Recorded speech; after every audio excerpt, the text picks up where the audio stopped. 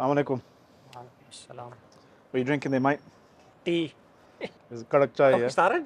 Yeah, we started. No, we We didn't. started ages ago. Like, oh! Oh my god. So how's Ummatics going? Yeah, alhamdulillah. So we're here in Malaysia, KL.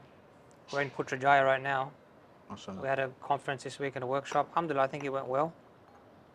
But yeah, you were a guest. You're in a better position to I really enjoyed it. give a critical Alhamdulillah. account. Yeah. I'm not very critical, but I really enjoyed it. A humorous was- account then. It was fair dinkum. It was good. Yeah. Actually, in Australia, fair dinkum, we also say it's a fair shake of the bottle. Yeah. As in, like, it was good. Okay. Yeah. It was very fair dinkum. It was a high quality of dinkum. It was like 90% dinkum, Yeah, you can't not say just that. fair. Yeah. Alhamdulillah. And I get this a lot as well, actually, in some of these international conferences. The Australian representation is always a bit low. One. Yeah. Me. I mean, this was full of Aussies. Yeah, Malaysia is actually, like there's a lot of guests. Yeah, there's a lot of guests. but Malaysia is your Turkey. What Yeah, Turkey is to that's us, true, like the that's true. closest halal holiday spot, I That's guess. true. But I mean, in terms of Or speakers the and brothers and the Sheilas. organisers, presenters, speakers, I'm usually the guy with the odd accent to everyone else. And that was a point of observation last time. But also, in terms of people, everyone thinks Malaysia's close to Australia. Or And they're like- closer than. They're like, I saw it on the map. Yeah. How far is it? And when I say it's 9-hour flight, like 9-hour flight, because the first 5 hours you're over Australia, you just Right. and you're like, get I it. thought you meant because of the Eurocentric projections Yeah, in the yeah, map yeah, and stuff. yeah, They just yeah, bunch yeah, everything else, Yeah. non-Northern Europe, Yeah. together. But alhamdulillah, Maths is going great. One of the questions that one of the brothers suggested I ask you was, you were part of another organization before. What are you laughing for, guys? Shocker. Hizb ut-Tahrir Australia, mashallah. Australia, yeah. HTA. How is Ummatics different? Straight to the controversy, huh? Yeah. You Londoners, you don't waste time. Look, alhamdulillah, every organisation has its pros and cons, but not the right word. Has its strong points and weaknesses. Yeah, I think Ummatics is a very different type of initiative than not just HT, but I would speak more broadly of, I don't know what the right word is, first wave Islamist revival efforts in the late 20th century. Maybe second wave, I don't know, depends how you do that. But even that, that's interesting. I'm speaking at the top of my head here today. As I think about it, obviously, modern Islamic revivalist efforts have been going on for at least 150 years, if not a bit more. We could probably put them in a series of waves if you start with someone like Abdo and Rashid Rida, rahimahumullah, and Afghani, and you come through to the early 20th century, and there are various intellectual, political, social efforts. In fact, I was just talking today with some of the with Dr. Anjam and others that this is something we need to study, because any serious Ummatic effort at revival can't assume it's starting from a blank page. That would be a little bit arrogant, or a lot. Anyway, but come back to your question. I don't want to. I don't want to sidestep your question. Actually, I do want to sidestep your question. And I will totally let you. Yeah. I think that second or third wave of kind of Ikhwani, HT, Jamati, large-scale, hierarchical, global, vanguard type movements had a certain approach. They did a lot of good work. But in hindsight, they have various issues, and people can debate that. I think Ummatics is an initiative that builds on that. It stands on their shoulders and the shoulders of other efforts, but it also realizes that some aspects of that can be done better. That would be my diplomatic Nice. answer. So is that because you studied human sciences, Western kind of philosophy and stuff, which is based on kufr, right? How can you justify that? Good segue, right? Actually, some people have seen a correlation. Yeah. It's like the deviancy starts because you start studying philosophy, Yeah. and then naturally you kind of leave certain movements and efforts, and now you're on the way out. Yeah. Astaghfirullah. So like, No, but, I don't know, I on mean, a that- serious point, reconciling or comparing Islamic sciences to human sciences and humanities and stuff, you know. Yeah, I mean, these are two different kettle of fish. Um, any discipline, any sort of knowledge production disciplines always operate within a cultural, Yeah. ideological, social milieu and are tied to particular cultures. So obviously the Islamic sciences have a long genealogy and are trying to do something very different to the human sciences. One thing we have to appreciate about the human sciences is that they arise in modernity as part of secular efforts. So in fact, the human sciences in the European frame and European history are the modern secular alternative to previously Christianized knowledge production. And so it's kind of like the idea is something along the lines of, because we want to privatize theology and because we want to deal with these confessional wars, we need we need a rational way forward that is kind of neutral, kind of universal. Those are the claims anyway. Yeah. But anyway, yeah, so they're doing very different things. However, it's a human effort. Obviously it's attached to a very different normative framework. So we have to be wary of that. We have to be very, very cognizant of that. And I would argue if you don't study them properly, you're not aware of those, and those will leak into your own Islamic activism, and That's lots the of other side of it, yes. yeah. But maybe we can qualify that by saying that efforts to study are an obligation of sufficiency. Not everyone has to do that, but in any community, the community has to have people who are aware, who do study them well, who are aware, and then obviously they can include So it's fard that kifaya. knowledge in your fard kifaya. No, I would say that studying the human sciences is fard kifaya. Studying the Don't ask me for the evidences. studying the kaf in human sciences. Studying the yeah. So that's my fatwa. Mashallah. Did you see that comedian who went to London? He's an Australian. Oh Amir God. Rahman. Huh? Amir Rahman. No. He's an Aussie white guy, and he goes to London to get a fatwa from Omar Bakri. This is in the early 90s. No way. He goes there to get a fatwa against a fellow Australian comedian. There's a competition, and I'm just forgetting the names now. Oh my God. Genius. Anyway, so he goes there to get a fatwa against the other comedian because it's a competition, and he basically says, "Oh, this other guy is saying this about Islam. He's saying this about the Prophet. He's saying this about Islam. What do you say?" And then I don't know if Ahmad Bakri was in on the act. I think he was. Ah. Yeah, and he gives him the fatwa. He goes, "This is haram. This is kufr. If he's saying this, it's hilarious." I'll try and try and find the relevant links. But anyway, I find personally that lots of Islam. I don't like the word Islamist movements, so it might be okay. Like Islamic movements, revivalists. But in the UK, it has connotations and stuff. Islamic kind of movements. A lot of the time, especially young brothers and sisters, they end up absorbing so many modern and modernistic kind of tendencies and sentiments and presumptions, thinking that they're kind of championing Islam. And I think studying the human sciences, studying modernity properly, would help that. Kind of. Do you have an example of that? Like what type of ideas do you think they take on? I mean, for example, looking at Sharia and fiqh as just a law. Yeah, exactly. Yeah. State as modern states, for example. We want a state like they have a state. Yeah. We want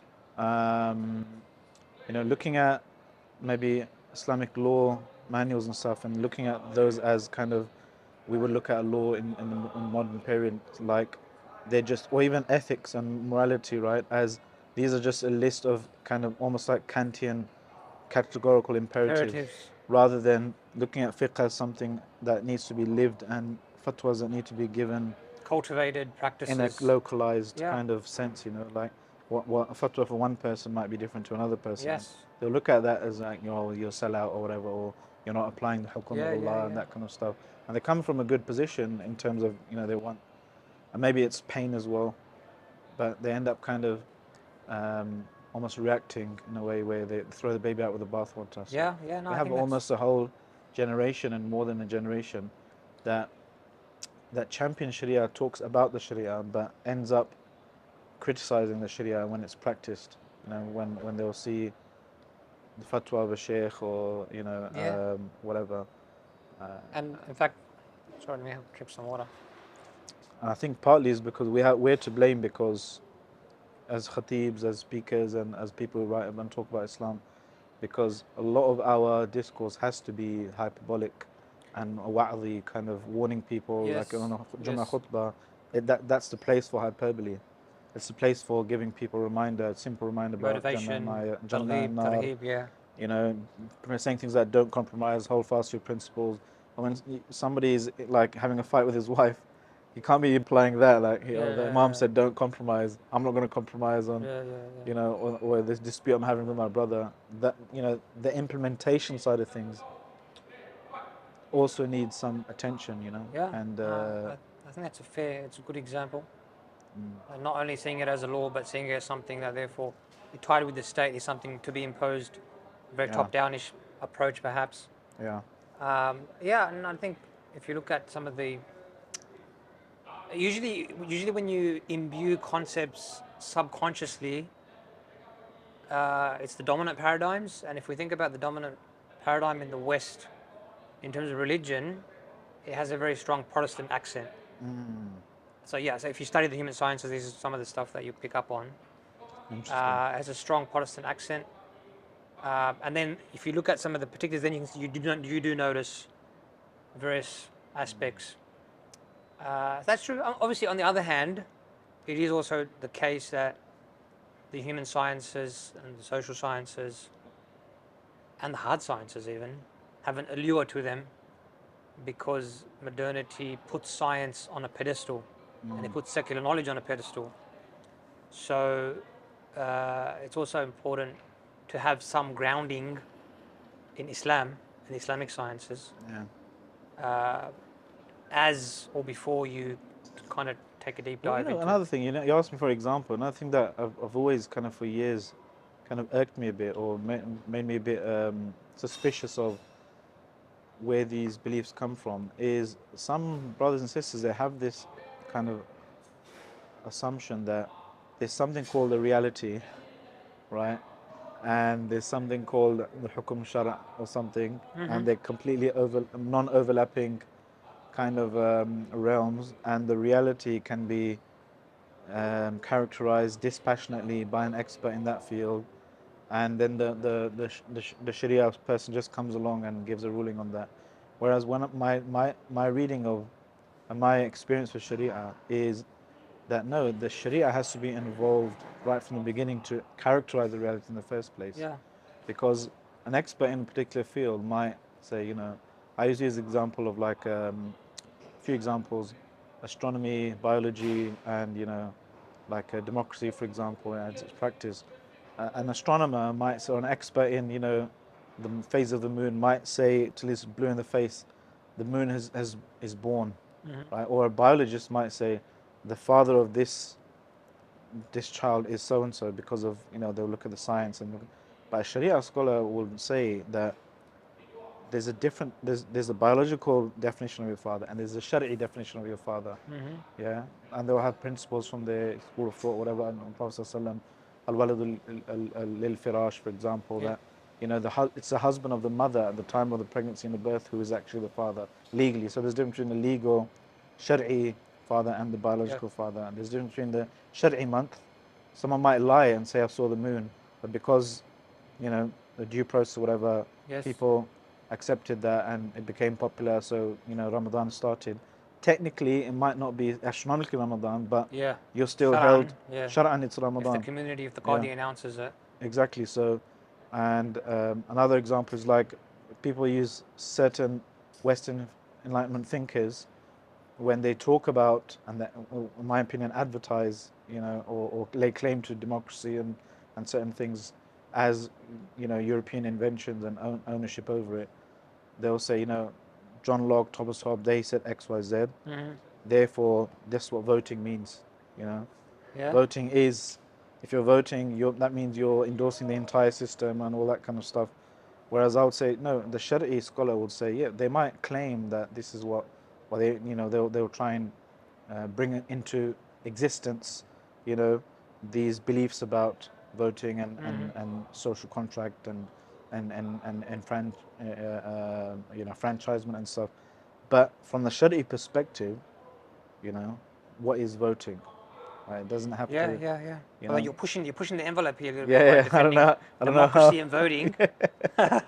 No, I'm kidding. No, you're right. Look, I'd say a few things. First of all, I agree that um, the relationship between a reading of the text and a reading of reality Yeah. is dialectical. It's not one or the other first. And I say reading of reality as well because reality is read just like the text is read. There's its interpretation. Yeah. In fact, as Heidegger suggests, the human being is the interpreting animal. So Aristotle says rational, and he's saying we're an interpreting animal. Everything we do in engaging with the world is interpretation.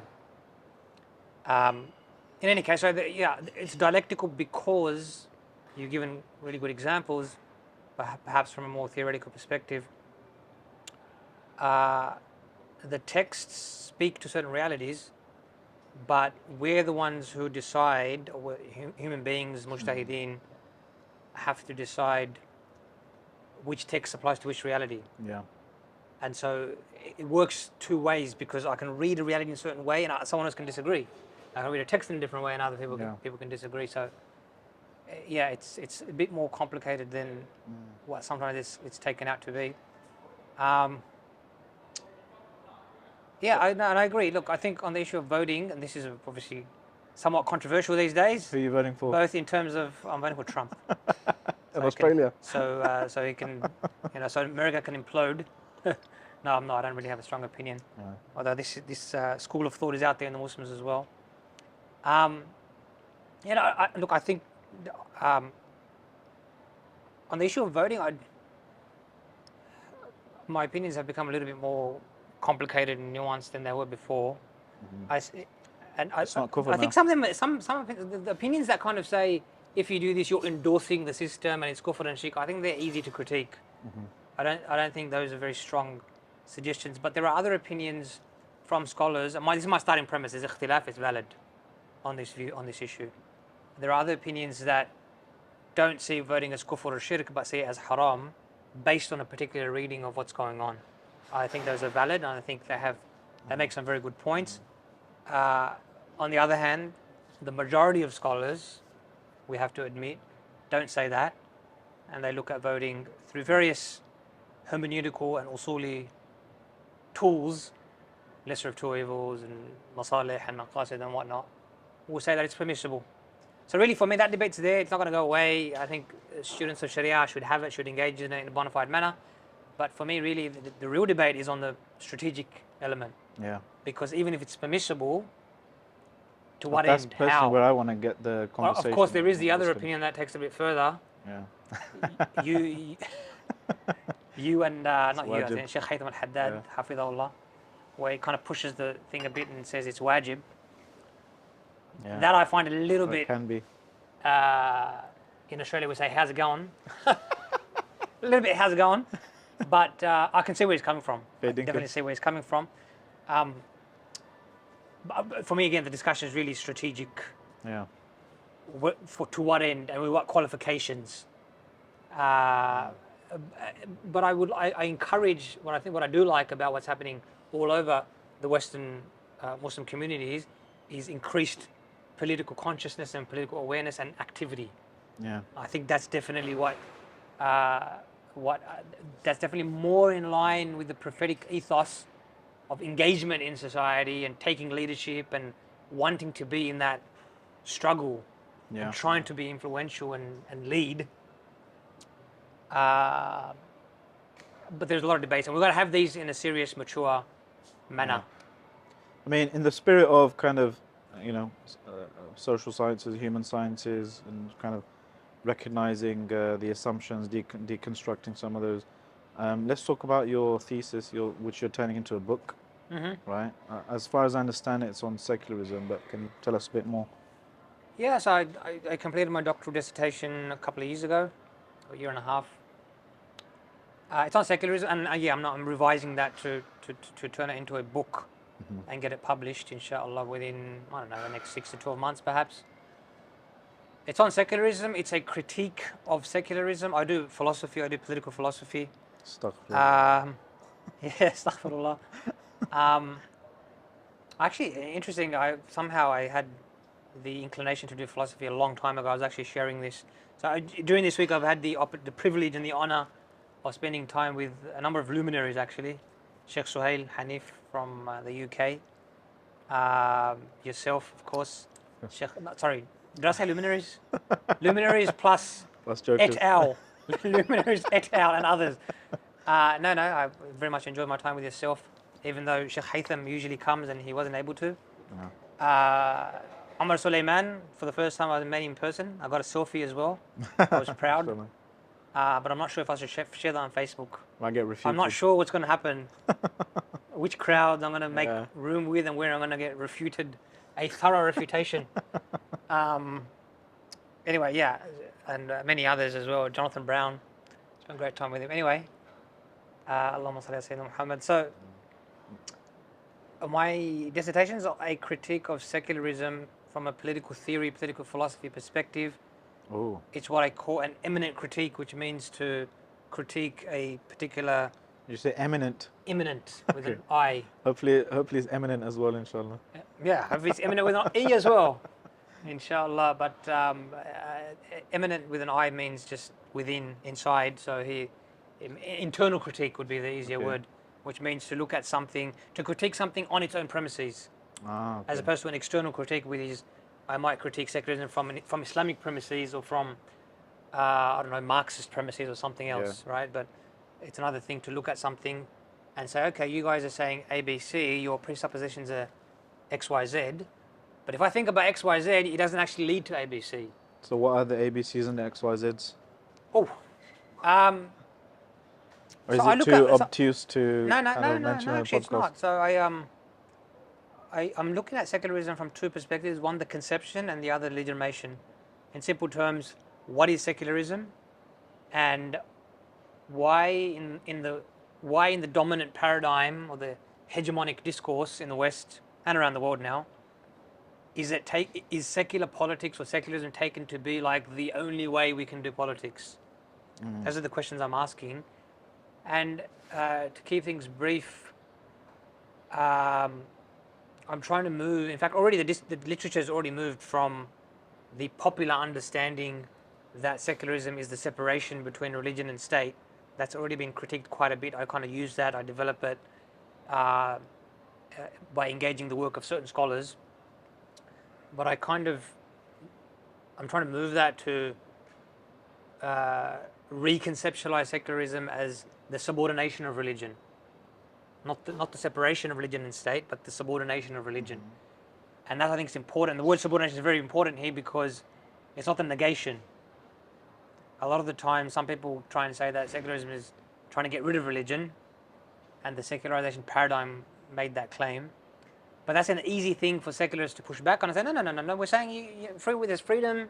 You can practice your religion, So what are you guys complaining about? But if we can, I think the more accurate rendition is to speak about a hierarchy. It's subordinating, which in other words is to say that in the modern world, worldly concerns, secular worldly, this worldly, imminent concerns are superordinated, are higher up in the hierarchy, and concerns about the other world, religion, transcendent concerns, are lower down. And it has to be that way. That's the kind of disciplinary move. You have to do that. If you try and do this, if religion and politics mix, oh my God, right? Something's going to be wrong. Violence is going to explode. That's roughly what I'm doing. And obviously there's a number of arguments in terms of legitimation as well, but I look forward to reading it, inshallah. yeah, inshallah. I hope it's not If boring. it ever though. comes out. You know how academics do their work. Oh, this is my project right now, and it might come out, and then 5 years later, it's like, yeah, I'm still working on it. So you mentioned a few words that I want to get your thoughts on. So secularism and religion, right? Yeah. My understanding is, or my belief is that secularism creates religion. That's one of the reasons I don't Might be just a semantic thing, but Well, it depends what you're talking I about. don't use this religion to describe Islam really. So Or here we have to maybe add a few qualifiers. So if you say secularism creates modern religion, yeah, that's accurate. I argue that in my thesis. If you say secularism creates religion, then we have to ask what do you mean by religion? When you use religion, are you talking about the modern formation? Are you talking about what yeah, we use the word religion for forever? Then it wouldn't be accurate to say secularism causes religion, because secularism is a modern formation. But you could also mean, so there's another whole area that I also look at. It's called genealogies of secularism. yeah, In the secularist imagination, secularity, if we can say secularism, creates religion in the sense, but this is I would say this is incorrect, right? But this is what secularists think, that originally, however back you want to go, when human beings first came up with religion, it was because of worldly concerns and motivations. Right. So obviously, this is probably not what you mean when you say that that's what you believe, but this is also within that same kind of thing. So Marxists, for example, Marxist position is that religion is a projection of human alienation and unfreedom. So because capitalism and before that other forms of oppression and unfreedom make life hard for people, so they project human powers onto an imaginary transcendent power and it makes them feel better, and now you can have hope and blah blah blah blah. opiate of the masses. So you see how that could be seen as how very worldly, imminent concerns lead to the creation of the transcendent. Yeah, So that's definitely there, and a number of scholars critique that quite insightfully. But I think you mean something else, maybe. yeah. I mean, kind of, I guess modern religions. Because I wouldn't describe Islam. It's one of those things I have. I don't know. It's like maybe OCD or I have like a list of untranslatables, and I Yeah. don't like Deen to be Yeah. translated as religion. Yeah, I agree with Or that. Islam. I agree with that. There's an issue there, though. Yeah. There's not an issue. It's just there's a question of. And I also see secularism, and obviously you should correct me on this because I've got nowhere near as that much reading, but I see secularism as just the modern phase of Christianity or Western Christianity, and when I see brothers and sisters from France, places like France, where they're suffering, kind of crackdown on Islamic kind of expression, on their identity, on their organizations, on their fundraising, on their institutions. I often tell them that I think I will give the idea maybe that don't argue for your rights as a religious minority, but try and make people see that what you're calling neutral is just Christian norms. Yes. Yes. Right?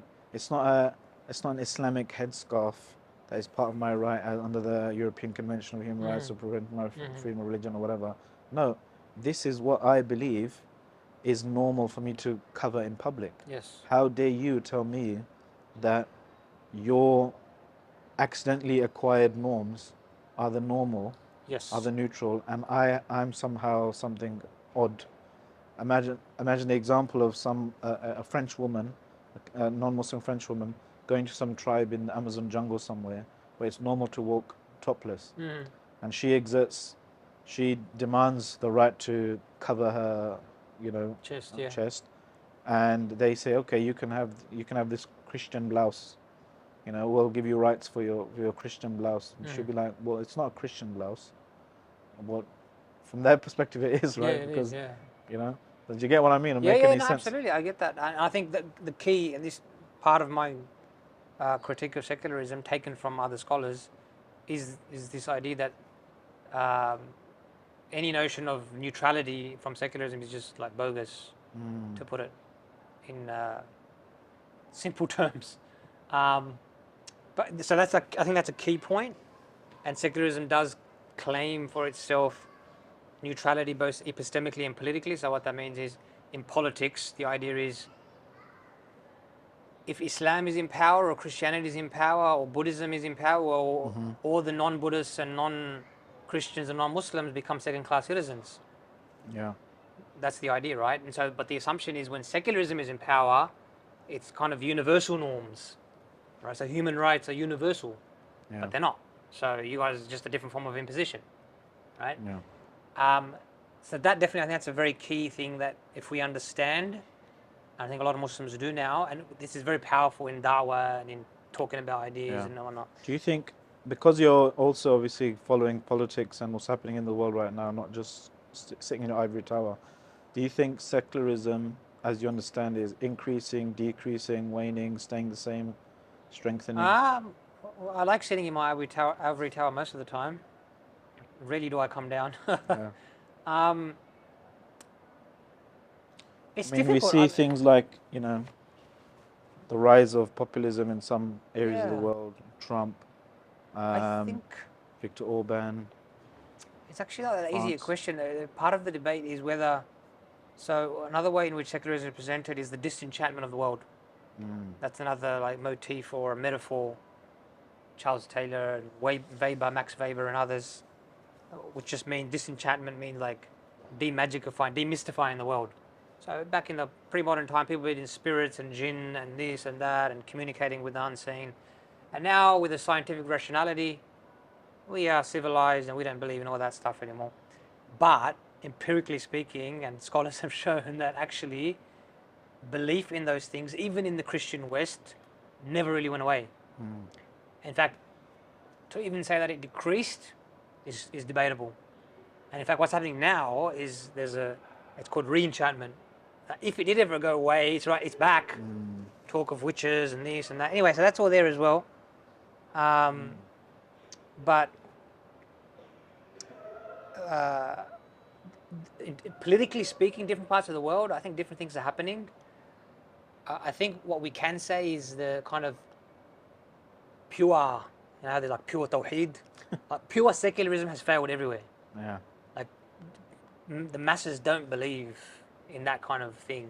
It's already had to be modified and adjusted and given like surviving because of Christian values and that's why we see the rise of populism and whatnot. Yeah. But then beyond that, I think there are different things happening in, for example, in France compared to the US, compared to the UK. I think So there are different how's dynamics. Australian society then for Muslims in terms of secularism? Because, you know, would you say some places, some soft secularism works for Muslims to carve out their own space, or do you think?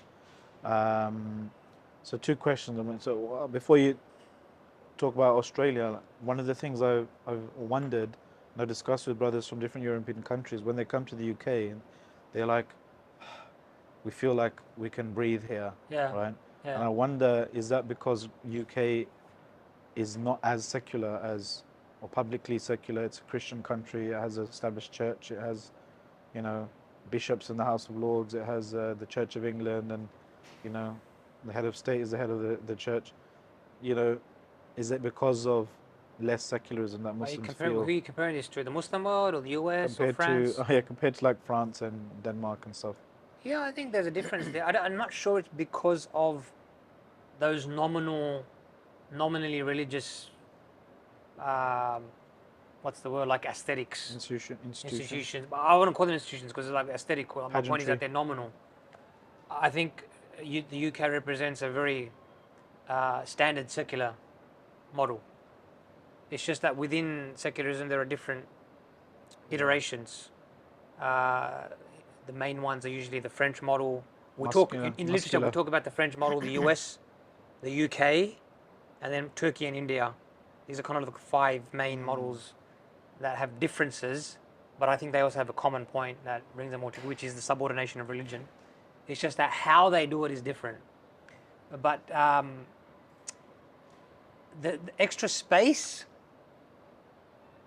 obviously secularism does afford more space for people relative to other models, but I don't think it's because of anything inherent within secularism.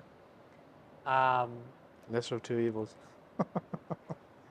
It depends on the world. Like, right, again, depends what we're comparing to. We can make a case that an Islamic polity would have more space for Obviously, yeah. some other, Christians and Jews than they afford for Muslims. But currently in the world, in the Muslim world, in France has a very militant form of secularism, as you know. So yeah, if you're going to come from there, where they claim to have freedom of religion, but it's a very thick secularism, then there's a lot more room in the UK. What the Aussies like? Oh, this is very much like the UK. I would say it's very much the English model, which are both different from the US only in the sense that the US has a lot of freedom, but Just for anyone who's Christian, listening and not watching, he used air quotes there. yeah, yeah, freedom, because obviously freedom is a contested concept in practice and whatnot, but the distinction between the UK and the US is that in the US, among the masses, Christianity is still a certain form of Christianity is still strong in more people. In Australia? In the US. Okay.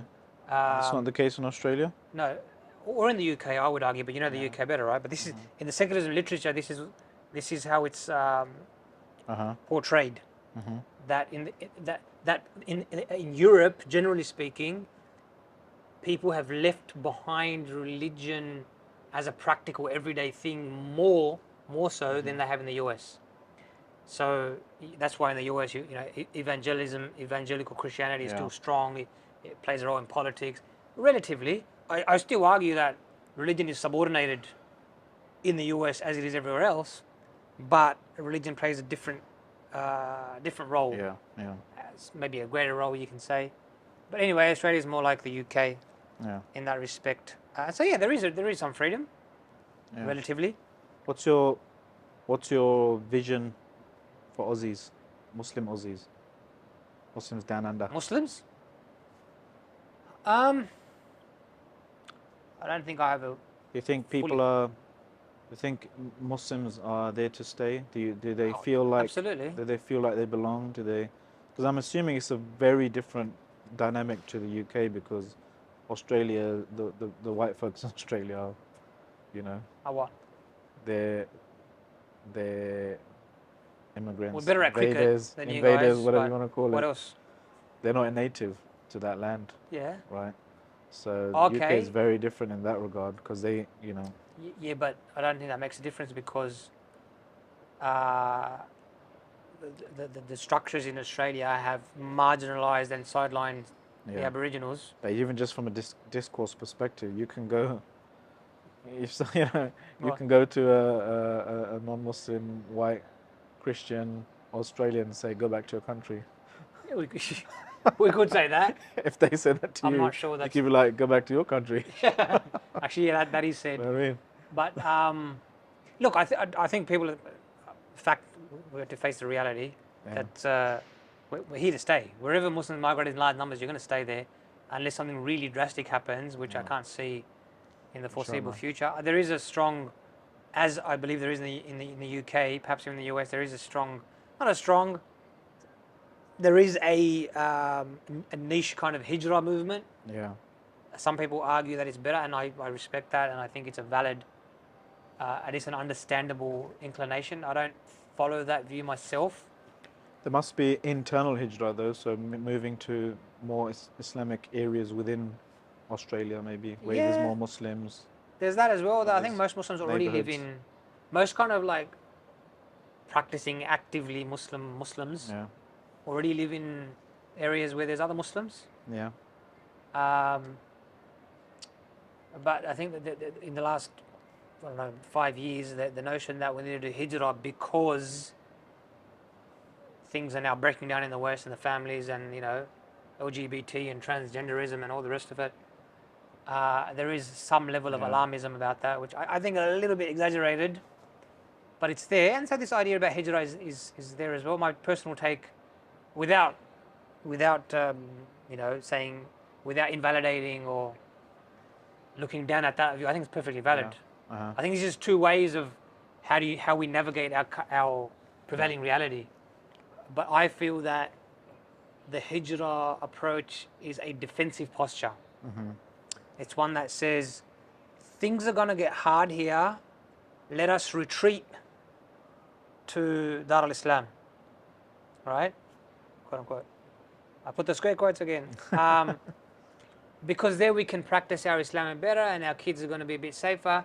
And again, I want to emphasize it's perfectly valid and a perfectly sound reasoning. Where do they go? But I feel people think about Turkey. Okay. Turkey, Malaysia, KL, where we are here today. Yeah.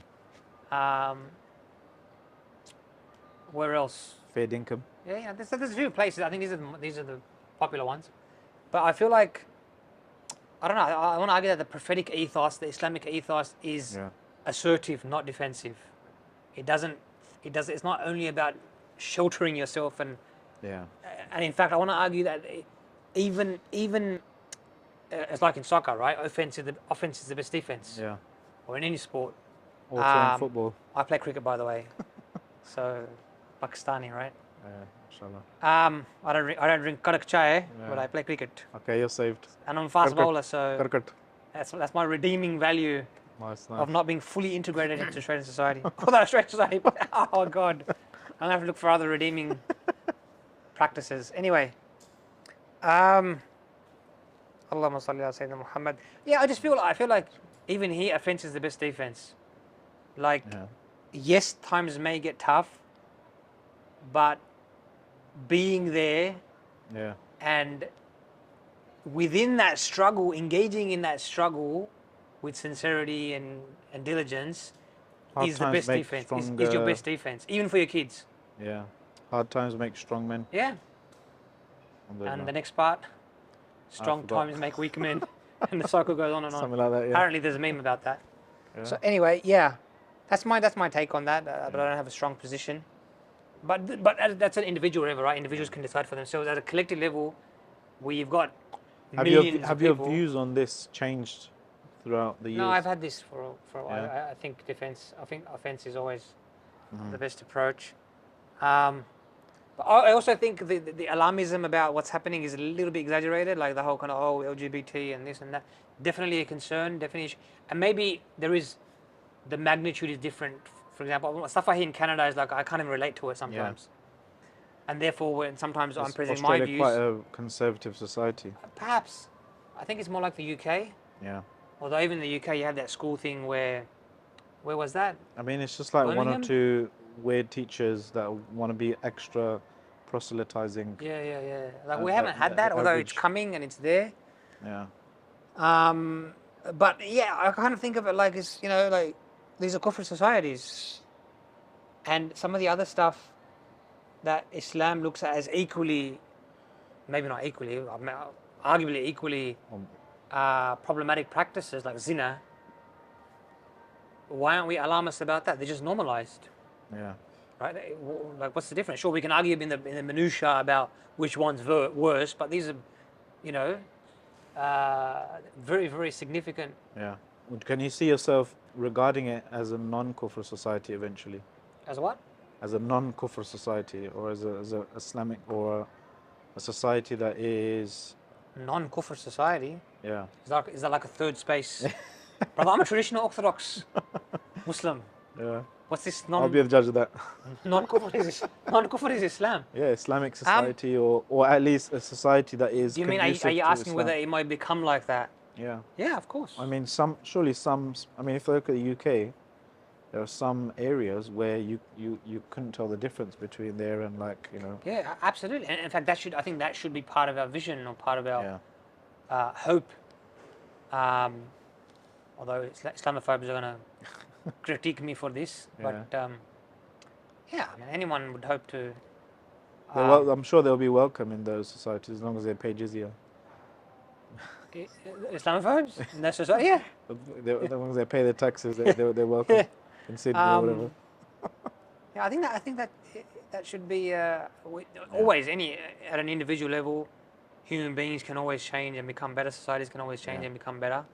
Do you feel there was a moderate category that was constructed back in the days, the not yet Muslim. Yeah. So you have the Muslim, you have the Kafir, and the not yet Muslim. Yeah, I remember that. Actually, you don't have a non-Muslim.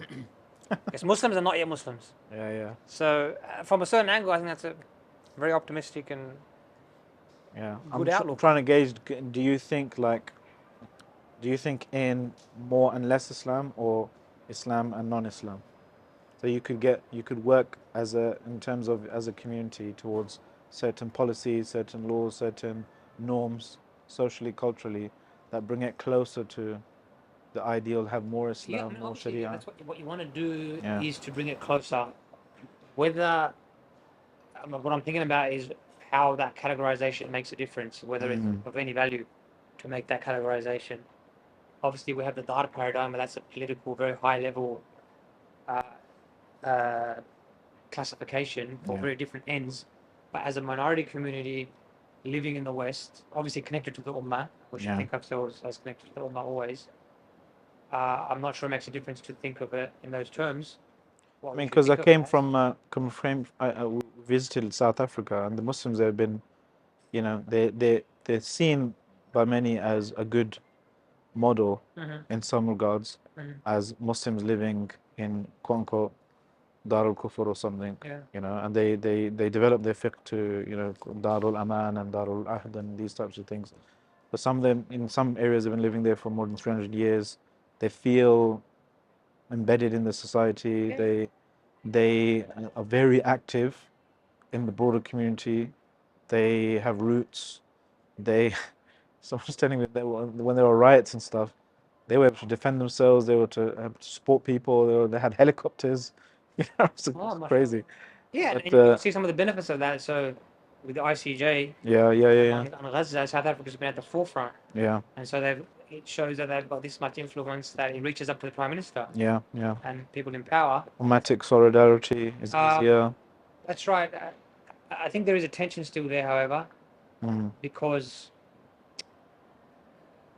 it depends. If this is like an intermediate step and you're going to go forward, then yeah, I think that's a fair approach. But if you change, if you like, you know, if you insert these new categories of Dar al-Aman, and that's then meant to be a permanent telos, that I would find a little bit problematic. Yeah. So I'm not sure. I haven't been to South Africa or spoken to South African leaders. But that would be my thing. Like, yeah, there are different approaches. How have you seen the you've been involved with Dawah and stuff for a while. How have you seen the scene change? Obviously, you were around when, you know, social media kind of has been, you know, transmutated, different platforms coming and going.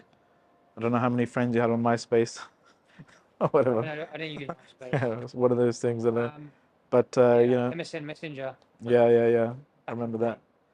How's the Dawah change? Because we were just talking before we started rolling that, you know, you often get in trouble for quote unquote defending deviants, you know. Yeah. People, you know, there's a lot of this social media kind of Islam. It you know it ends up attacking. There's a lot, you know, many people use it to attack each other and Muslim scholars and that kind of stuff. And I tell some of these scholars as well, like, I'm getting tired of, you know, defending you. Can you tone it down a bit? Or I don't know what it is. Watch your words. Yeah. But I mean, kind of, we have to pander. We have to walk on eggshells sometimes for. Maybe it's affecting our discourse. What do you reckon? Yeah, I think there's you touched on two different things that may not necessarily be related. Yeah. Obviously, technologies have changed, and therefore the dynamics have changed.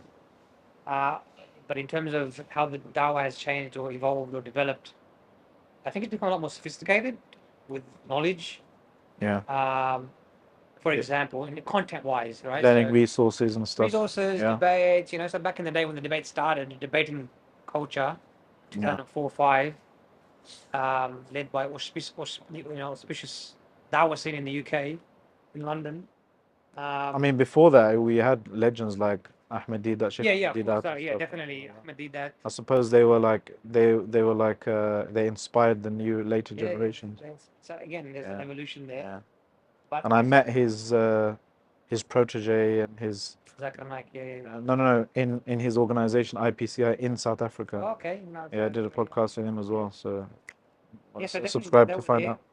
But in a sort of Western Muslims local scene, you know, I think the content has become a lot more sophisticated. Yeah. Become a lot better at that. Use of technology, quality of the videos, and everything's gone up. Alhamdulillah, and I think we can see the results. There's a lot of work has been done. Alhamdulillah. A lot of it's great.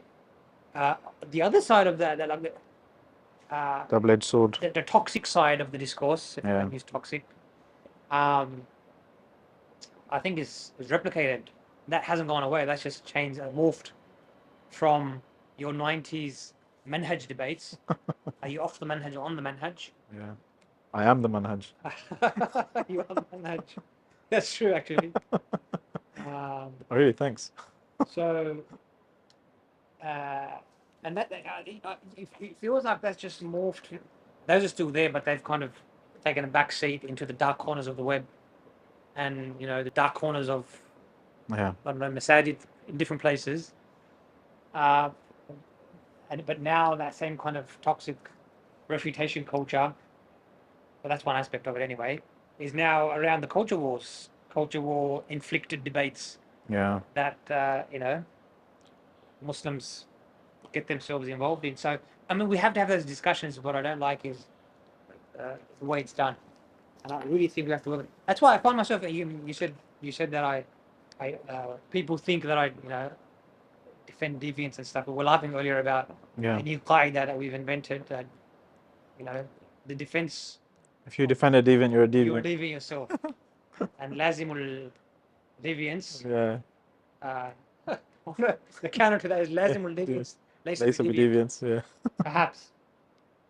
Anyway, so I think there are very important questions that we discuss. People say, but perhaps I don't know about naturally. There's egos. There's this and that. The discourse devolves into just this stuff that is just.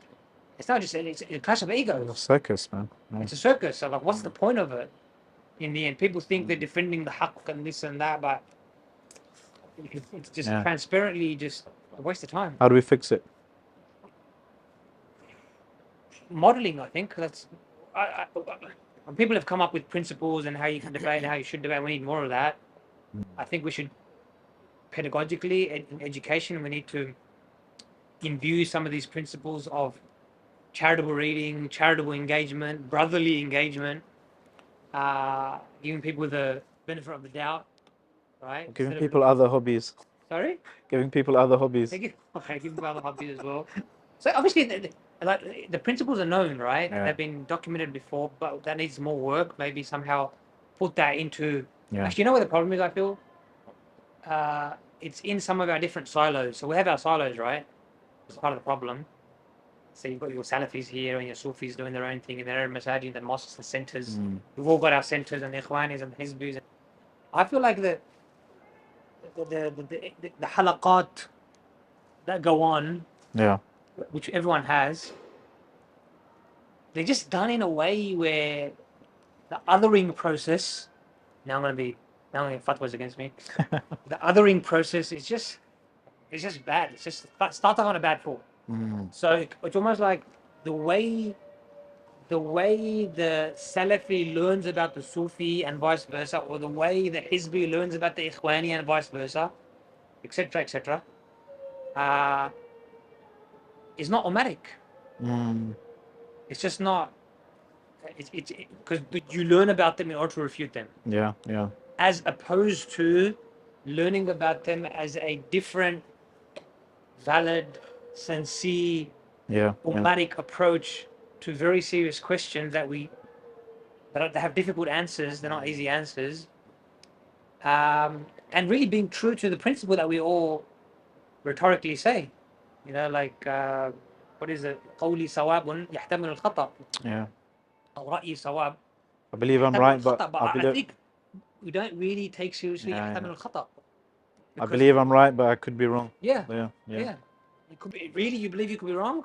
Yeah. So then if you really believe you could be wrong, let's listen to the other side. But we don't do that. We're like, let's refute everyone. Yeah. So I feel like, and I don't want to generalize, but I feel like the accent, the emphasis on refutation, and therefore almost inevitable othering that is un-Ummatic has been structured into our communal halaqat programs. And I think that's where the change has to start. Mashallah. And then it shows in our social media debates, and then I have to come in because someone said something wrong. This is why I've got to call up certain people and say, what's your language? What's your words? I know you didn't mean that, but can you say that? Yeah. Alhamdulillah. Anyway, the lights turned off, so I think that's our cue to. It's our cue. We need to pray Maghrib as well, but yeah, let's carry on the convo, inshallah. I'm gonna come down under and visit the brothers and Sheilas and the Wallabies, inshallah. Inshallah. Great speaking to you. Fair income. Yeah, paid income. Crikey. Jazakumullah khairan. Alhamdulillah. Uthman Badar, Dr. Uthman Badar, and Jazakumullah khairan to you at home for watching. If you like this podcast, give a like and a share. Get involved in the comments below. If you want to refute him, go ahead. And until next time, Assalamu alaikum wa rahmatullahi wa barakatuh. Alright.